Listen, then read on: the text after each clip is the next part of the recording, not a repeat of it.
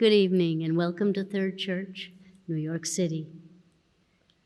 Let's start by singing hymn number 311. I'll read the first verse. So brightly burns love's holy glow, so constant shines its light, that none can claim he doth not know the pathway through the night. For see, 'tis lit by love divine, to trace for us his wise design. Hymn number 311.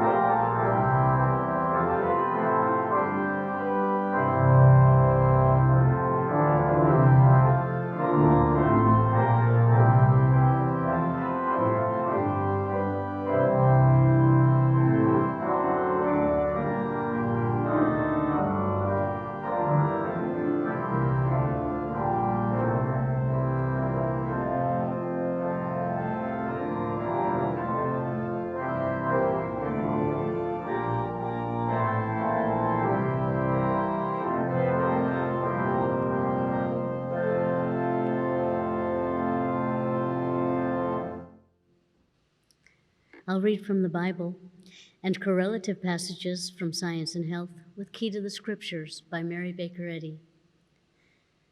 This week's readings were inspired by the concept of serpents and doves. The Bible. Matthew.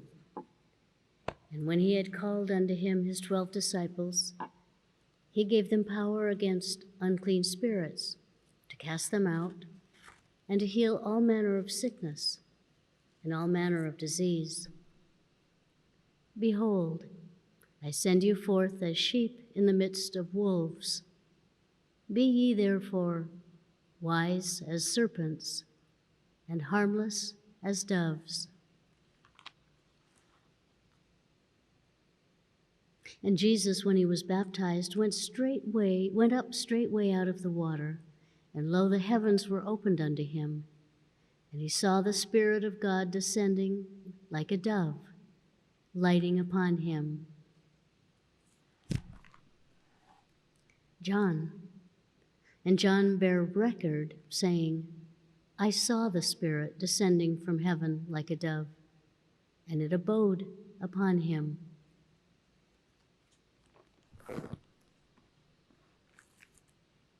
Genesis. And the Lord said unto Noah, Come thou and all thy house into the ark, for thee have I seen righteous before me in this generation. And the waters prevailed and were increased greatly upon the earth, and the ark went upon the face of the waters. And God remembered Noah and every living thing and all the cattle that was with him in the ark. And God made a wind to pass over the earth, and the waters were assuaged. And he sent forth a raven, which went forth to and fro, until the waters were dried up from off the earth. Also he sent forth a dove from him, to see if the waters were abated from off the face of the ground. But the dove found no rest for the sole of her foot, and she returned unto him into the ark. Then he put forth his hand and took her, and pulled her in unto him into the ark. And he stayed yet another 7 days, and again he sent forth the dove out of the ark. And the dove came in to him in the evening, and lo, in her mouth was an olive leaf plucked off. So Noah knew that the waters were abated from off the earth. And he stayed yet another 7 days, and sent forth the dove, which returned not again to him any more. Psalms. The law of the Lord is perfect, converting the soul.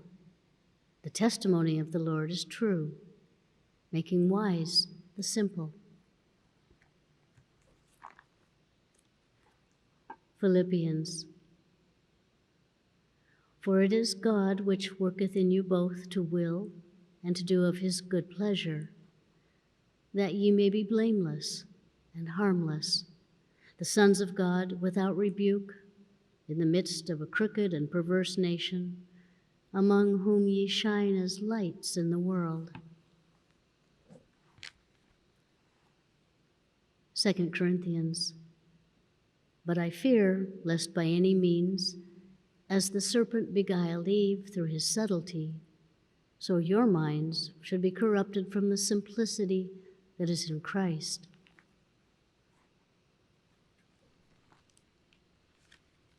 Genesis.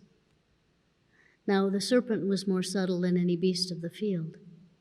And he said unto the woman, Yea, hath God said unto the woman, yea, hath God said, Ye shall not eat of every tree of the garden. And the woman said unto the serpent, We may eat of the fruit of the trees of the garden, but of the fruit of the tree which is in the midst of the garden, God hath said, Ye shall not eat of it, neither shall ye touch it, lest ye die. And the serpent said unto the woman, Ye shall not surely die, for God doth know that in the day ye eat thereof, then your eyes shall be opened, and ye shall be as gods, knowing good and evil. And when the woman saw that the tree was good for food, and that it was pleasant to the eyes, and a tree to be desired to make one wise, she took of the fruit thereof and did eat, and gave also unto her husband with her, and he did eat. And the Lord said unto the serpent, Because thou hast done this, thou art cursed above all cattle, and above every beast of the field. Upon thy belly shalt thou go, and dust shalt thou eat all the days of thy life. Exodus. And the Lord said, I have surely seen the affliction of my people which are in Egypt, and I am come down to deliver them. Come now, therefore, and I will send thee unto Pharaoh, that thou mayest bring forth my people, the children of Israel, out of Egypt.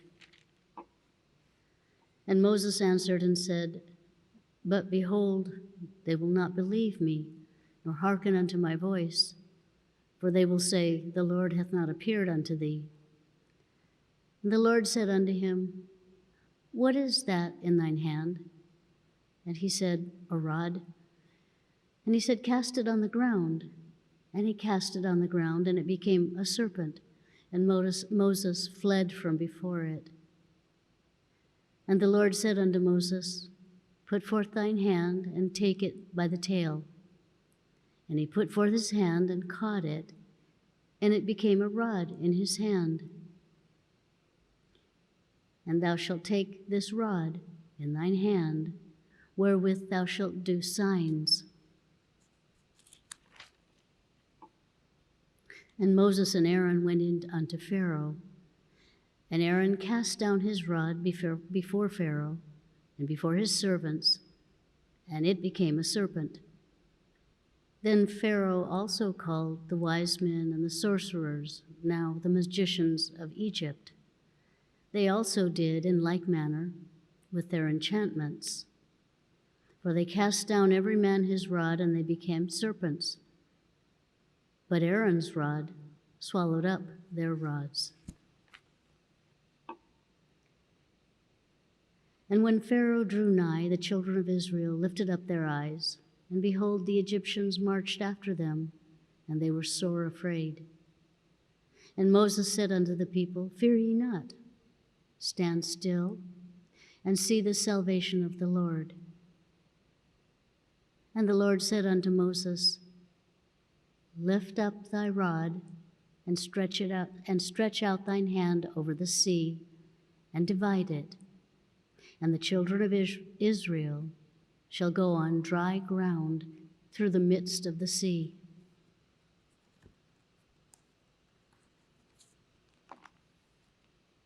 Acts. And when Paul had gathered a bundle of sticks and laid them on the fire, there came a viper out of the heat and fastened on his hand. And he shook off the beast into the fire and felt no harm. Matthew. Woe unto you, scribes and Pharisees, hypocrites! For ye pay tithe of mint and anise and cumin, and have omitted the weightier matters of the law, judgment, mercy, and faith. These ought you to have done, and not to leave the other undone. Ye blind guides, which strain at a gnat and swallow a camel. Ye serpents, ye generation of vipers, how can ye escape the damnation of hell? Mark. Afterward he appeared unto the 11 as they sat at meat, and he said unto them, Go ye into all the world, and preach the gospel to every creature. He that believeth and is baptized shall be saved, but he that believeth not shall be damned. And these signs shall follow them that believe. In my name shall they cast out devils. They shall speak with new tongues. They shall take up serpents, and if they drink any deadly thing, it shall not hurt them. They shall lay hands on the sick, and they shall recover. Hebrews. By so much was Jesus made a surety of a better testament. For such an high priest became us, who is holy, harmless, undefiled, separate from sinners, and made higher than the heavens.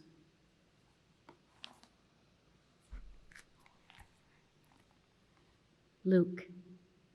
And the 70 returned again with joy, saying, Lord, even the devils are subject unto us through thy name. And he said unto them, I beheld Satan as lightning fall from heaven. Behold, I give unto you power to tread on serpents and scorpions, and over all the power of the enemy, and nothing shall by any means hurt you. Notwithstanding in this rejoice not that the spirits are subject unto you, but rather rejoice because your names are written in heaven. In that hour Jesus rejoiced in spirit and said, I thank thee, O Father, Lord of heaven and earth, that thou hast hid these things from the wise and prudent, and hast revealed them unto babes. Even so, Father, for it seemed good in thy sight.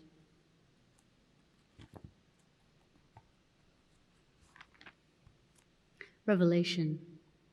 And there appeared a great wonder in heaven, a woman clothed with the sun, and the moon under her feet, and upon her head a crown of 12 stars. And there appeared another wonder in heaven, and behold, a great red dragon, having 7 heads and 10 horns, and 7 crowns upon his heads. And the great dragon was cast out, that old serpent, called the devil and Satan, which deceiveth the whole world. He was cast out into the earth, and his angels were cast out with him. Psalms. For he shall give his angels charge over thee, to keep thee in all thy ways. Thou shalt tread upon the lion and adder, the young lion and the dragon shalt thou trample under feet. Because he hath set his love upon me, therefore will I deliver him. I will set him on high, because he hath known my name. He shall call upon me, and I will answer him.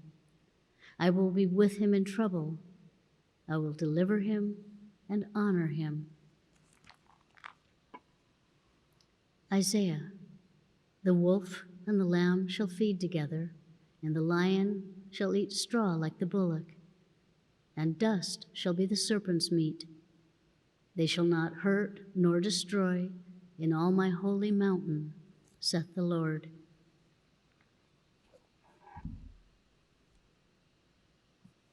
And from the Science and Health with Key to the Scriptures by Mary Baker Eddy. All things beautiful and harmless are ideas of mind. Dove, a symbol of divine science, purity and peace, hope and faith.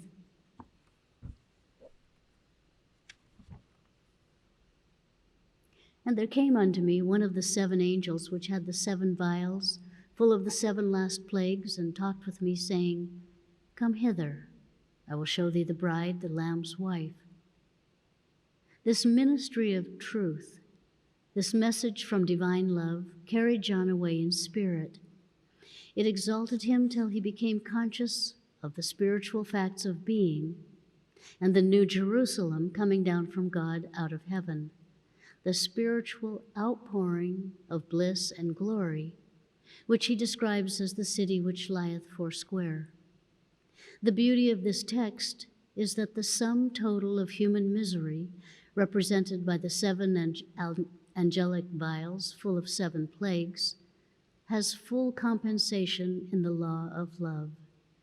Note this, that the very message or swift-winged thought which poured forth hatred and torment brought also the experience which at last lifted the seer to behold the great city, the 4 equal sides of which were heaven bestowed and heaven bestowing. Think of this, dear reader, for it will lift the sackcloth from your eyes, and you will behold the soft-winged dove descending upon you. The very circumstance which your suffering sense deems wrathful and afflictive, love can make an angel entertained unawares. Then thought gently whispers, Come hither. The Revelator speaks of Jesus as the Lamb of God, and of the dragon as warring against innocence. Since Jesus must have been tempted in all points, he, the Immaculate, met and conquered sin in every form.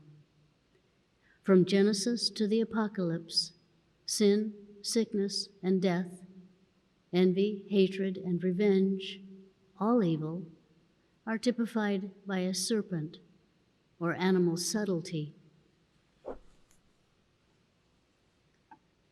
Serpent, subtlety, a lie, the opposite of truth, named error, the first statement of mythology and idolatry, the belief in more than one God, animal magnetism, the first lie of limitation, finity, the first claim that there is an opposite of spirit or good, termed matter or evil, the first delusion that error exists as fact, the first claim that sin, sickness, and death are the realities of life, the first audible claim that God was not omnipotent, and that there was another power named evil, which is as real and eternal as God, good.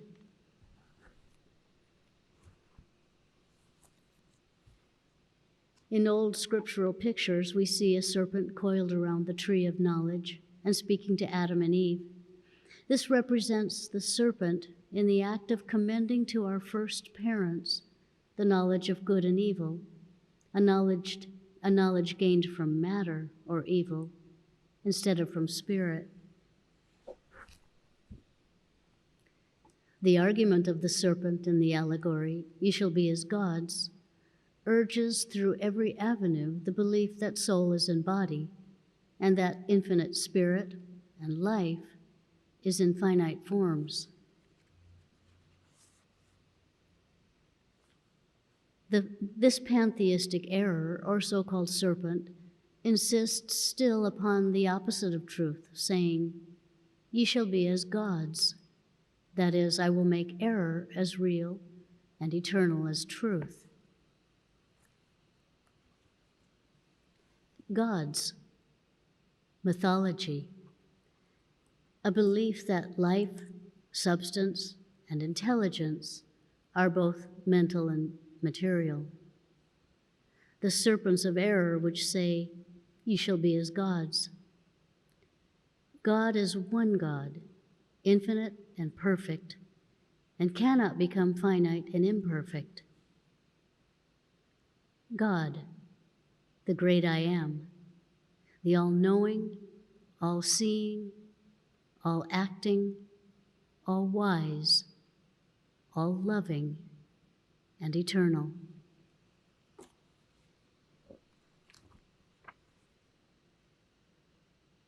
The serpent of God's creating is neither subtle nor poisonous, but is a wise idea, charming in its adroitness.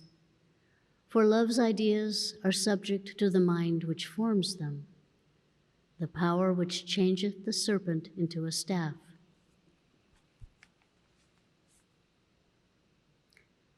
The Hebrew lawgiver, slow of speech, despaired of making the people understand what should be revealed unto him. When led by wisdom to cast down his rod, he saw it become a serpent. Moses fled before it, but wisdom bade him come back and handle the serpent. Then Moses' fear departed. In this incident was seen the actuality of science. Matter was shown to be a belief only. The serpent, evil under wisdom's bidding, was destroyed through understanding divine science, and this proof was a staff upon which to lean. The illusion of Moses lost its power to alarm him when he discovered that what he apparently saw was really but a phase of mortal belief. And so it was in the coming centuries, when the science of being was demonstrated by Jesus, who showed his students the power of mind by changing water into wine, and taught them how to handle serpents unharmed, to heal the sick and cast out evils, in proof of the supremacy of mind.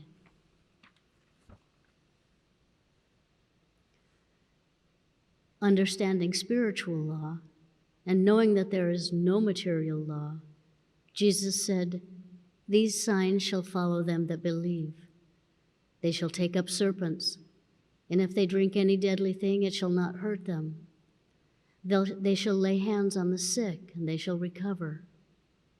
It were well had Christendom believed and obeyed this sacred saying.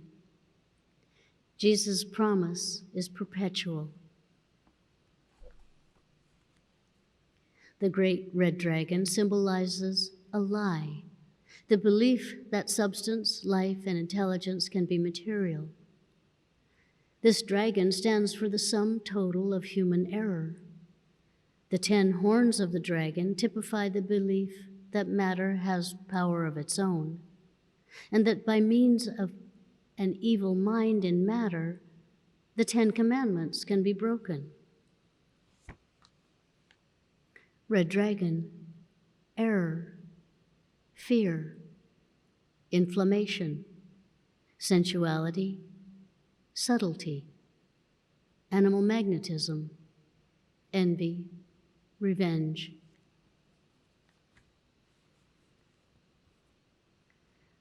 Understanding the control which love held over all, Daniel felt safe in the lion's den, and Paul proved the viper to be harmless. All of God's creatures, moving in the harmony of science, are harmless, useful, indestructible. The wolf also shall dwell with the lamb, and the leopard shall lie down with the kid, and the calf and the young lion and the fatling together, and a little child shall lead them.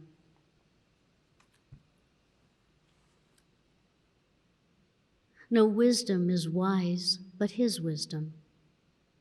No truth is true, no love is lovely, no life is life but the divine. No good is but the good God bestows.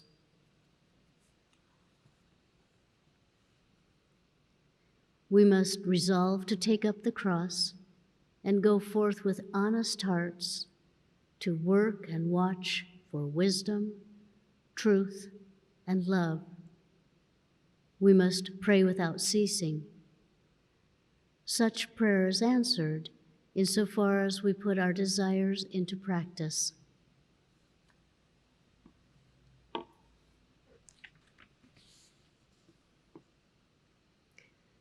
Let's pray for the congregation, first silently, then repeat together the Lord's Prayer.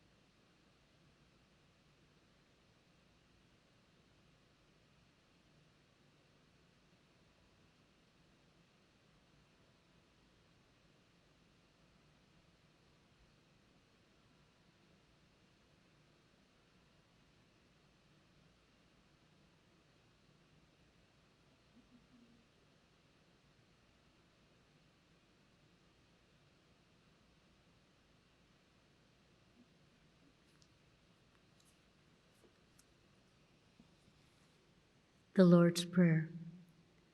Our Father, which art in heaven, hallowed be thy name. Thy kingdom come. Thy will be done in earth as it is in heaven. Give us this day our daily bread, and forgive us our debts as we forgive our debtors. And lead us not into temptation, but deliver us from evil. For thine is the kingdom, and the power, and the glory, forever.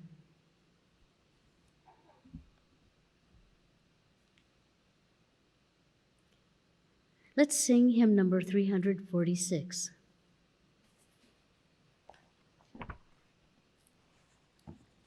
Thou, whose almighty word chaos and darkness heard and took their flight. Hear us, we humbly pray. And where the gospel day sheds not its glorious ray, let there be light. Hymn number 346.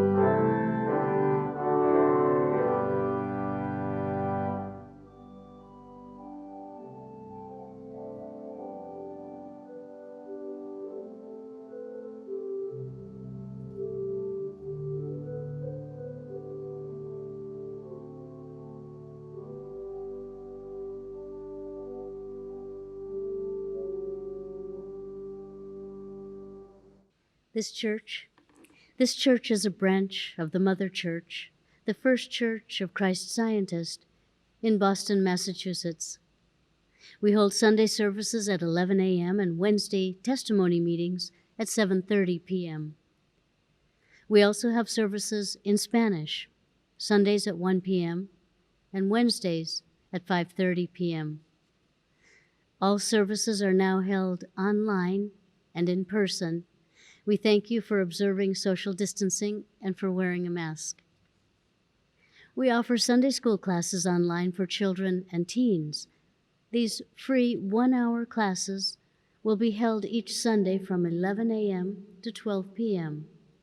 At Sunday school, students learn how much God loves them and cares for them. They also learn about the Bible characters and lessons and the healing power of truth.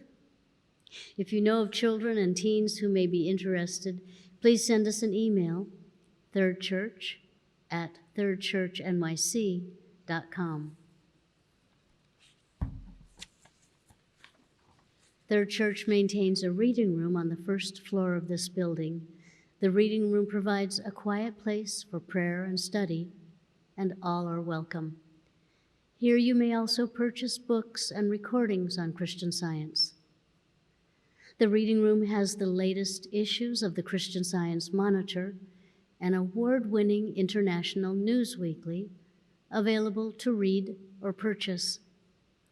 Reading room hours are Monday through Friday, 1 p.m. to 4 p.m. Christian Science is practical and it heals.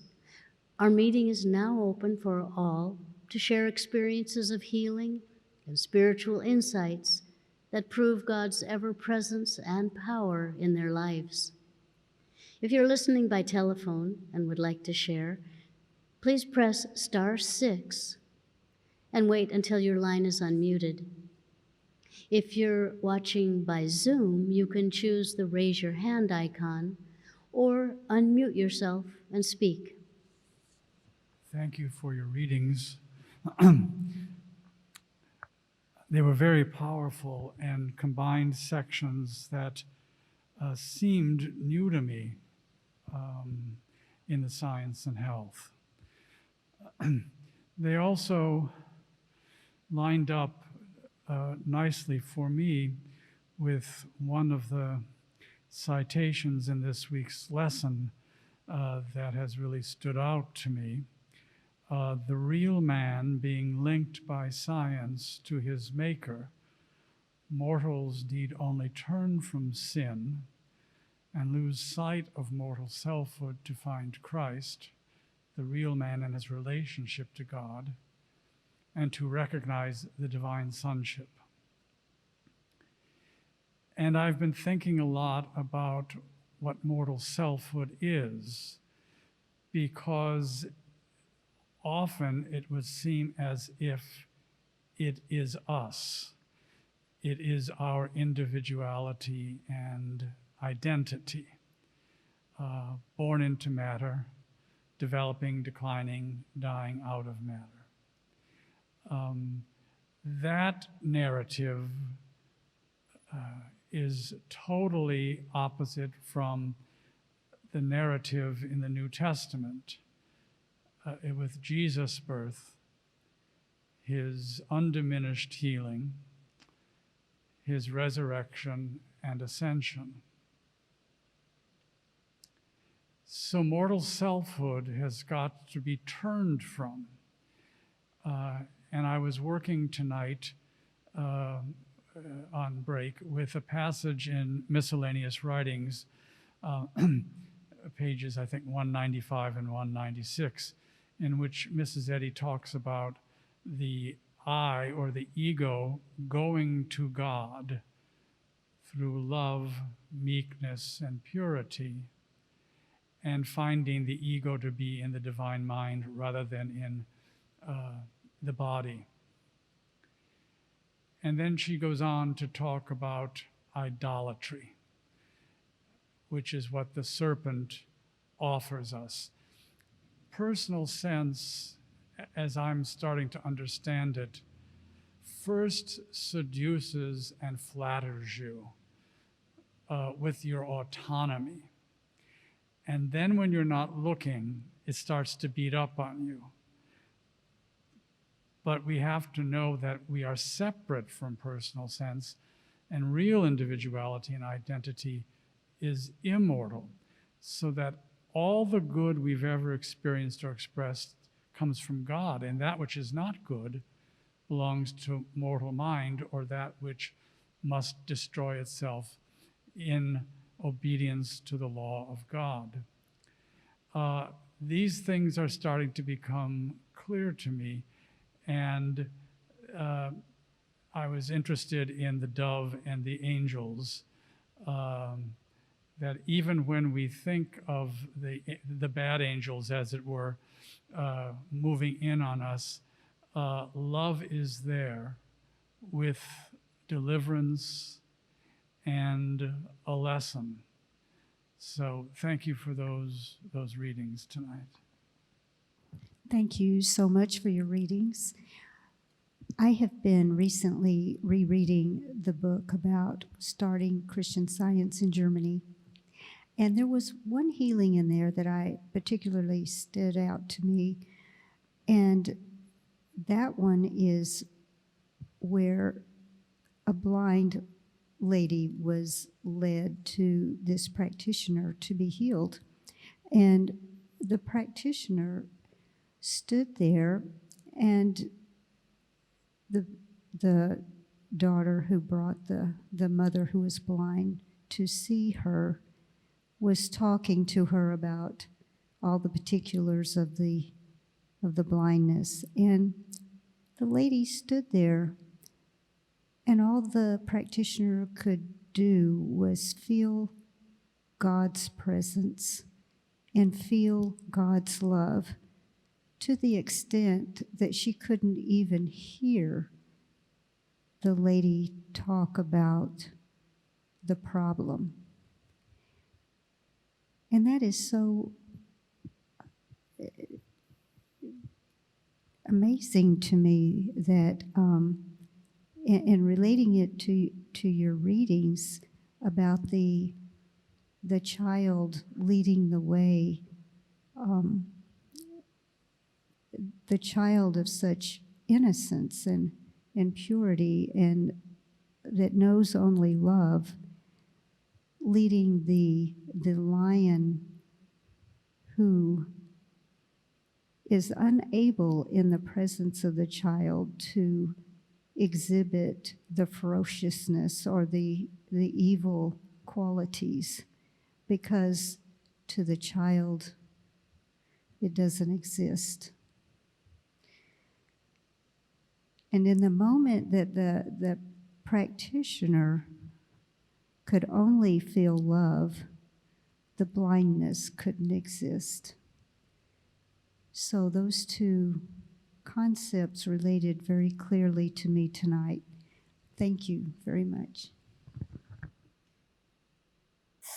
Okay, you can hear me now? A little bit louder. Okay, I'll speak louder. I'm grateful this evening for the teaching from Christian Science on substance. You read from the desk the definition of God, which at its conclusion says, all substance, intelligence. If God is the only substance, then our substantiality is the ideas that we express about God. And that idea of substance corrects the belief that our substance is in our bones or in our body, and focuses us on the substance of the thought that we entertain, that God is the only substance. And our thinking is substantial to the extent that it expresses godlike ideas. And this idea of substance may be expressed in abundance, because God is infinite good, but the substance is God. And that orientation of what is substance corrects our path, our goals, our thinking, and our progress. And I'm very grateful for Christian Science teaching on that. Do we have a call coming in?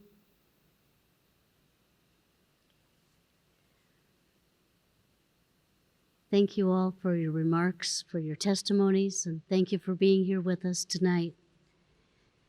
Let's conclude by singing hymn number 44.